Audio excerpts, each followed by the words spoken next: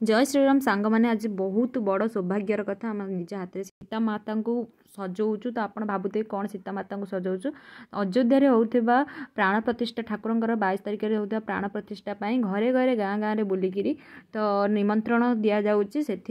छोट छोट कुनी कुनी पिला राम लक्ष्मण सीता एवं हनुमान करमको सीता को सजाइवाई दायित्व देते आम सीता को सजाइबार लगिचु तो सीता को आम प्रथम शाढ़ी भी देदेलु भलसे मेकअप करदेलु शाढ़ी भी देकर सीता पूरा बहुत खुशी सीता बहुत खुशी हो जाते सब देखिकी तापर सीता को आम शाढ़ी भी देहरे लगी जाइलु सीता को चुटी टे बांधिदेलु मुंड बांधिदेलु कारण सीता बहुत छोट छोट चुटी तो बांधिया टे ये होगा तो आम चुटी बांध देकी देहरे खोसा पुरेदेलु तापर टे फूल मारिदेलु गजरा मारिदेलु जमी आहरी सुंदर देखा गजरा मारिदेला सूतार जेहेतु टे ढिला होता सूतार बांधिया पड़ा से गजराटा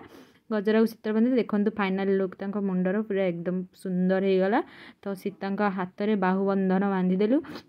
पुणी हाथ में भी बांधिदेलु बहुत सुंदर देखा सीता तो आप जापे सांग मैंने केमती आम के कष्ट करूँ माड़ी आम रुद्राक्ष माड़ी पकईदेलु बेकर पादरे आम घुंगुर बांधिदेलु पादरे घुंगुर बांधिला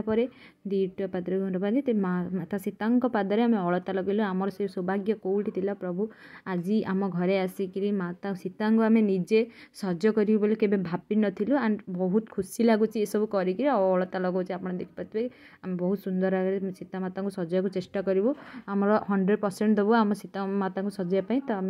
प्रथम भलसे अलता लगेदेलु आ बहुत सुंदर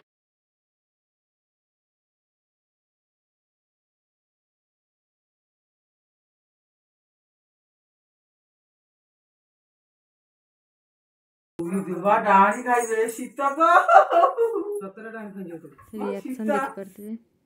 तापर आम फूल माल गुंथिलु फूल माल गुंथिकी सीता माता राम सीता पूरा बिजी हो जाइछन्ति फोन रे देखिबारे तो से हनुमान फाइनाल लुक देखिए आमर नदिया कीर्तन है ये आम समस्ते ग्राम को बाहरी गले निमंत्रण देवाई प्रथम ठाकुर को निमंत्रण दिगला प्रथम केमी राम लक्ष्मण सीता आसी आम अगण पहुँची गले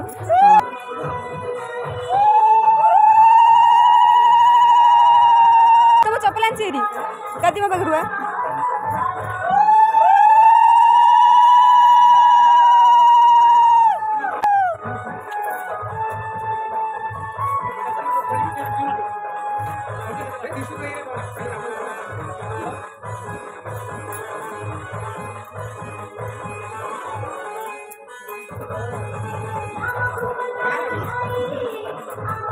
हाँ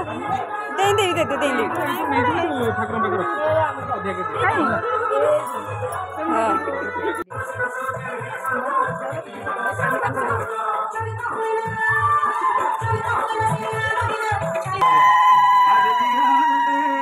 खबर के